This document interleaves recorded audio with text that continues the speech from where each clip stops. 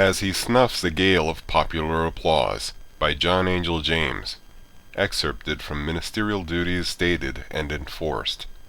In all things approving ourselves as the ministers of God, 2 Corinthians chapter 6, verse 4. This verse implies that ministers are to labor for God, surely not for the preacher's fame. Self is an idol which has been worshipped by far greater multitudes than any other deity of either ancient or modern heathenism. A minister is the last man in the world who should be seen at the altar of this vile abomination, self. And yet, without great care, he is likely to be the first one there, to linger there the longest, to bow the lowest, and to express his devotion by the costliest sacrifices.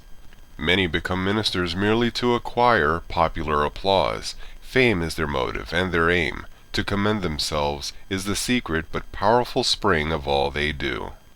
Self is with them in the study, directing their reading, selecting their texts, arranging their thoughts, forming their illustrations, and all with a view to shine in public. Thus prepared, they ascend the pulpit with the same object which conducts the actor to the stage. To secure the applause of approving spectators, every tone is modulated, every emphasis laid, every attitude regulated, to please the audience, rather than to profit their souls, to commend themselves and not Jesus Christ.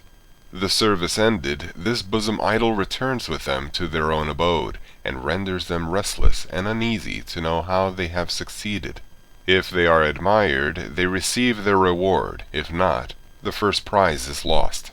It is nothing an abatement of the sin that all this, while evangelical sentiments are uttered, orthodoxy is the most direct road to popularity.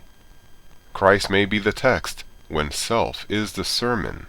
And, dreadful as it seems, it is to be feared that many have elevated the cross only to suspend upon the sacred tree their own honors, and have employed all the glories of redemption merely to emblazon their own name.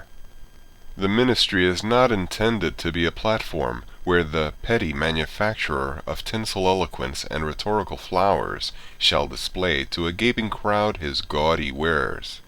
When carried to this height, this is the direst, deepest tragedy that was ever performed by man, since it ends in the actual and eternal death of the performer, who forgets, as he snuffs the gale of popular applause, that it bears the vapors of damnation. The Spirit took me to the north gate of the temple's inner courtyard, where there was an idol that disgusted the Lord, and made him furious. Ezekiel chapter 8, verse 3.